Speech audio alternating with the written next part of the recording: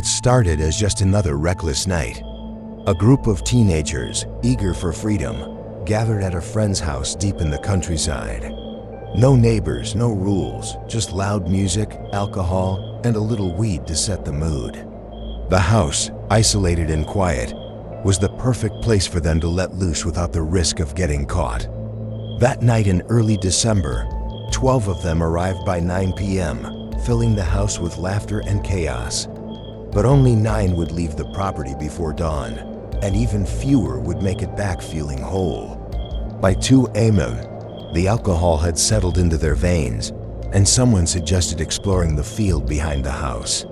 The land stretched far, leading to an abandoned ranch one that had been shut down years ago under strange circumstances.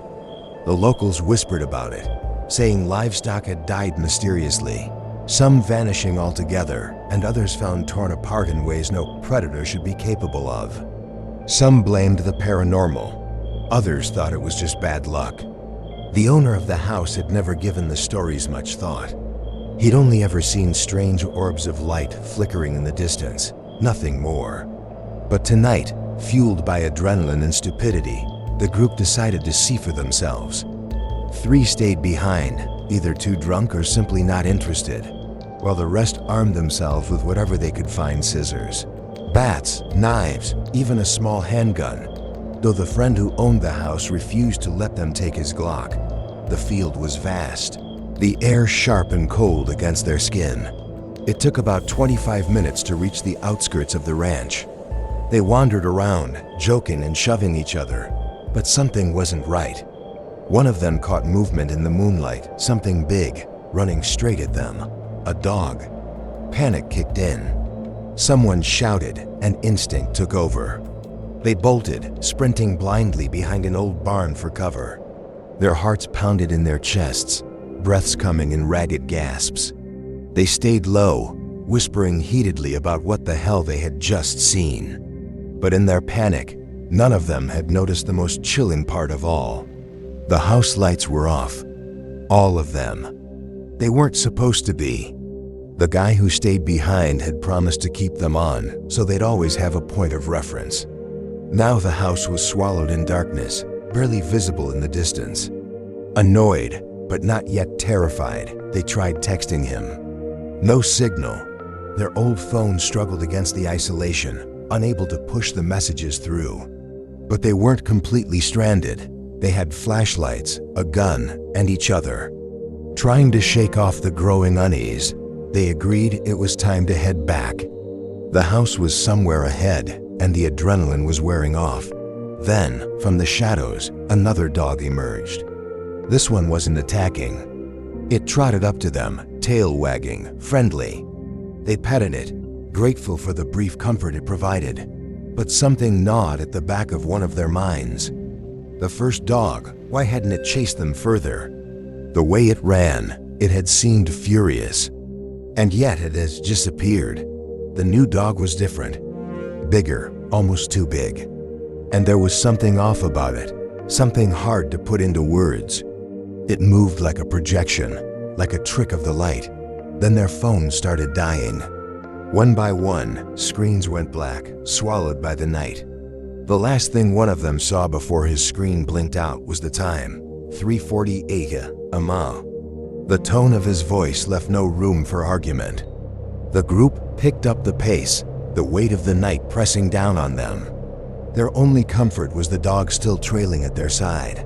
But then, without warning, it stopped.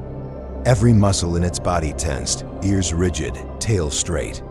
It stood there for a second, frozen, and then it ran. Full speed, straight back toward the barn. A deep, gut-wrenching instinct kicked in. Whatever had spooked that dog was something they wanted no part of. They turned and ran, panic settling into their bones. The house was close, but something felt wrong. One of them tripped, hitting the cold earth hard. The others skidded to a stop, helping him up. They were sobering fast, but none of them felt right nauseous, dizzy, a creeping sickness twisting in their stomachs. The cold had settled into their skin, making them shiver violently. But it wasn't just the temperature. Something was watching them. They kept moving, but the terrain blurred in the darkness, and soon they were lost. One of them cursed under his breath. "We should be there by now." But they weren't. They were still deep in the field, surrounded by nothing but black sky and skeletal trees. And then, in the dim moonlight, they realized something horrible. They had walked past the ranch. They weren't heading home, they were going deeper. Panic set in. They weren't just lost, they were heading in the wrong direction.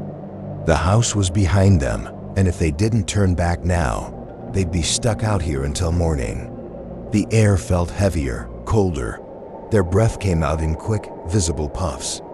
The field had swallowed them whole, and there was nothing but the skeletal outline of the abandoned barn to remind them of where they were. Then they saw it, the dog, but not like before. It was dead.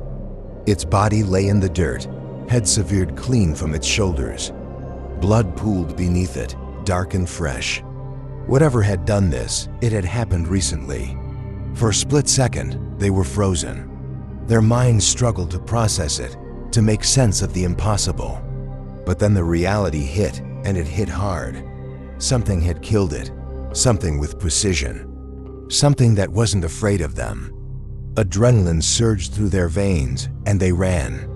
They ran like their lives depended on it, because they did. One of them caught sight of something ahead, something barely visible in the dim light. His heart pounded as he lifted his flashlight, fingers trembling over the button. The beam cut through the darkness and landed on it. Perched high in a twisted dead tree, something was watching them. It had the body of a man, long limbs, stretched and wiry, but the face wasn't human. It looked like a wolf, but wrong. The fur was patchy, the snout too narrow, the mouth slightly parted as if it were grinning. But the worst part, the part that made every hair on their body stand on end, were the eyes, black, empty, soulless. The thing's head twitched unnaturally as it locked onto them, sensing their fear. It moved slightly, its body adjusting, muscles tensing. It was going to jump. A gunshot rang out.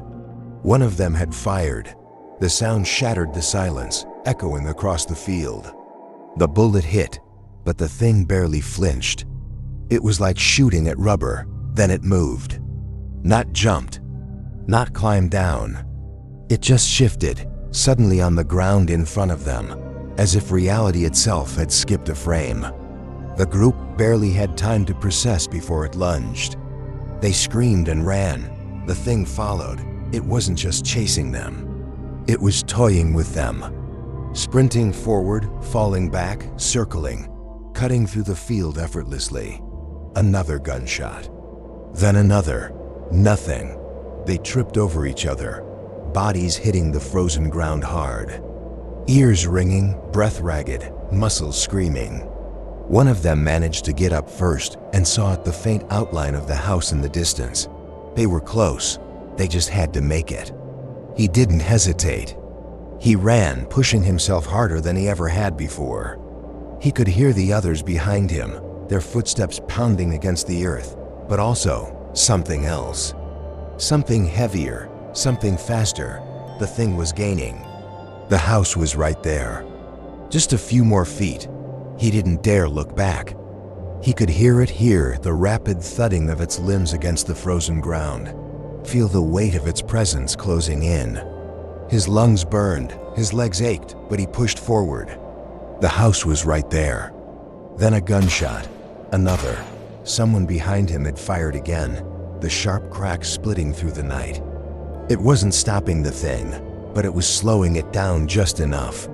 He reached the back door first. His hands fumbled at the handle, slick with sweat, shaking so badly he could barely get a grip. He yanked it open, stumbled inside, turned, and saw nothing. For a terrifying second, he thought they hadn't made it, but then movement. Shadows sprinting toward him, one after the other. They were coming. The moment the last person crossed the threshold, he slammed the door shut. Silence. Their chests heaved, breaths ragged, the reality of what had just happened settling in their bones. Someone cursed under their breath.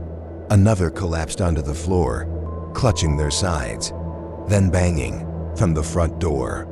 Loud, desperate, and a voice, "Let me the hell in." It was their friend, the one who was supposed to stay behind and keep the lights on. They exchanged panicked glances.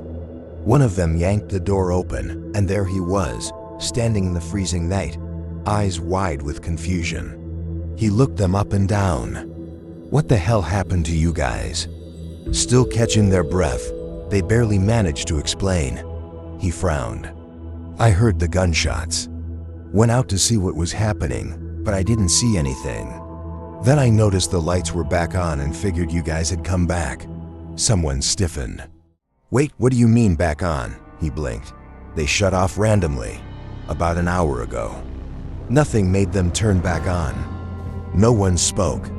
They sat in silence for what felt like forever, listening, half expecting to hear something scratching at the walls, pressing its face against the glass. But there was nothing. Eventually, the exhaustion won. They didn't sleep, but they didn't speak either. By morning, they left. And none of them ever went back to that house again. At school, they barely talked about it. No one would have believed them anyway. Maybe it was better that way. But one thing was certain. Whatever was out there had been real, and it had been watching them.